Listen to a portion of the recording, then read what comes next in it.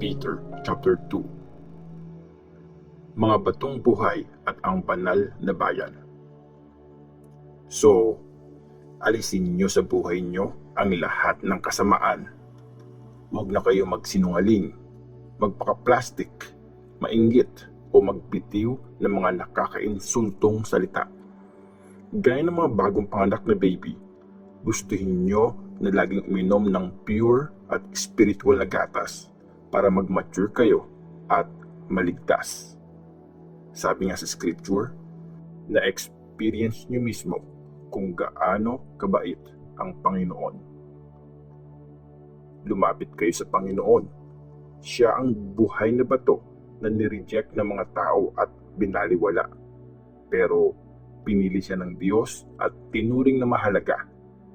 Kaya ng mga buhay na bato, ipagamit nyo ang mga sarili nyo sa pagtatayo ng spiritual na temple.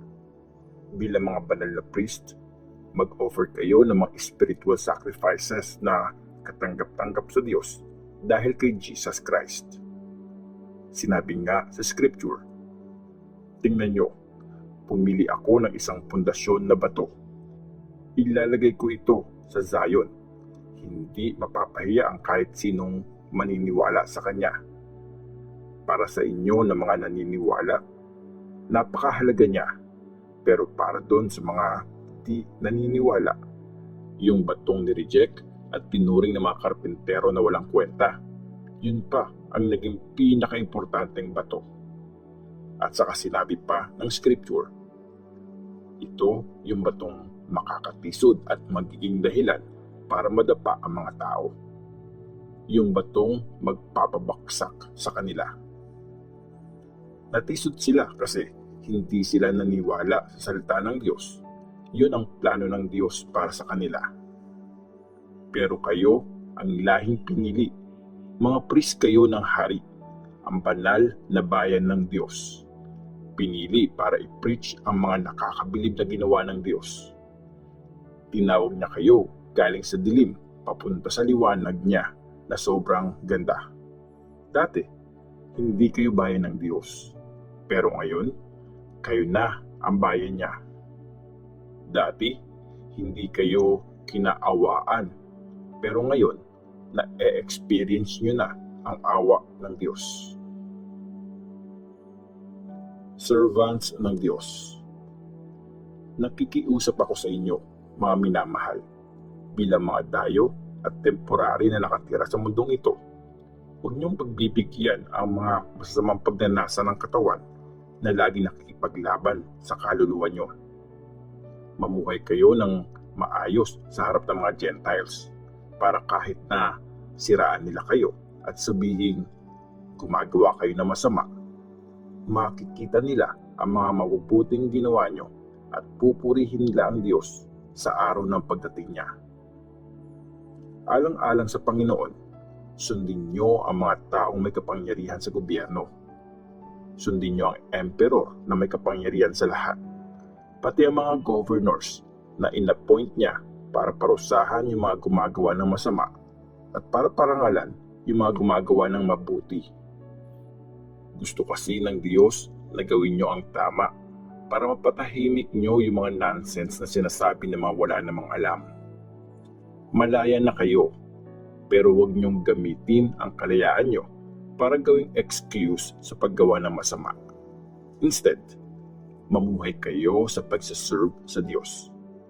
Respetuhin niyo ang lahat ng tao. Mahalin niyo ang mga kapatid kay Christ.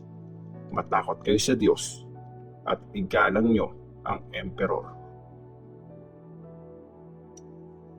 Nagsuffer si Christ para sa inyo.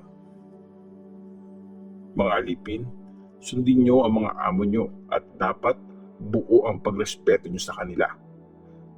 Hindi lang sa mga mababait at madaling kausap, pero pati sa mga malulupit. Pag ginawa niyo yan, ibibless kayo ng Diyos dahil tinis niyo ang parusang hindi niyo naman deserve kasi alam niyo na kung anong gusto ng Diyos. Kung paparusahan kayo kasi gumawa kayo ng mali at tiniis niyo yon, wala kayong mapapala doon. Pero kung pinapahirapan kayo kahit ginagawa nyo ang tama at tinitiis nyo yun, ibibless kayo ng Diyos. Kasama sa pagtawag sa inyo ng Diyos ang pagtitiis ng hirap kasi nag-suffer si Christ para sa inyo. Ginawa niyo yun para maging example siya na dapat niyong gayahin. Wala siyang kasalanan at kahit kailan, hindi siya nagsinungaling. Nung nilait siya, hindi siya gumanti. Nung pinahirapan siya, hindi siya nagbantang gaganti siya sa mga nagpahirap sa kanya. Instead, nagtiwala siya sa Diyos, ang makatarungan na judge. Pinasa ni Christ dun sa krus ang mga kasalanan natin para makalaya tayo sa kasalanan at mamuhay tayo na ginagawa kung ano ang tama. Dahil sa mga sugat niya, kaya tayo gumaling. Para kayo mga tupang naligaw. Pero ngayon, ibinalik na kayo para sumunod sa shepherd at tagapag-alaga ng mga kaluluwa nyo.